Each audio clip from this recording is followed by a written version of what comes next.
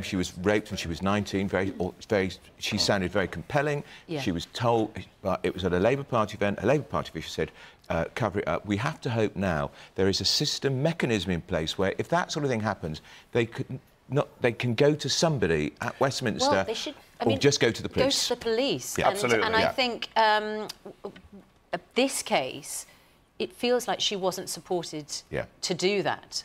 She was, in fact, encouraged not to. Okay. Because, and that's what happens sometimes. They put loyalty to the party. They also want to have a parliamentary career. They maybe want to be an MP or something. And if someone says, well, I wouldn't make a cover-up, don't make a fuss, dear, it could ruin your career, they back off. She got herself onto the Labour NEC and with the express intention of introducing new rules and regulations about this kind of thing. Yeah. And she says she's been frustrated at every turn. I heard her on the radio last night saying, I just can't get it through. Yeah. All political parties are as bad here. I heard her, and you've got to applaud her courage and bravery coming forward, waving her anonymity. That cannot be easy.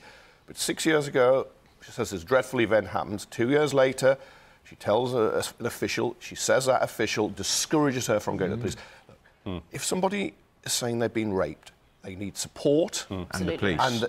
And encouragement to go to the police. You can't force them to go to the police, but they need encouragement to go to the police. Exactly because one's the knee touching's a culture. This is a serious criminal offence. But just in terms of the culture, Charlotte was saying, I mean, you've been doing Strictly. You said you have become more touchy-feely. It's interesting. But that doesn't mean you're a predatory female. No, I think sometimes it depends on the environment you're used to, and it depends what sort of standard your other colleagues and the people around you have. And definitely with dancers, it's very different because you're in close proximity the whole time. It's a completely I've become much more tactile, and I was suddenly aware of the fact that I never used to be like that. And then you're thinking, is it actually appropriate to sort of, you know, touch your colleagues on the arm? And when it's a woman to man, it's never a threat. No, it's the other way around that we have issues, I think. I know. Yeah. So you can touch my arm as often as you like. Come on, but women know when it's predatory, or feel it's predatory. And so do men. But also, no, absolutely. The Labour Party must call in the police immediately to deal with this, because we don't know if that official who told her to cover it up is still employed by the party, and, of course, who the attacker is. They must call in the police. I think Labour have, but of course it's...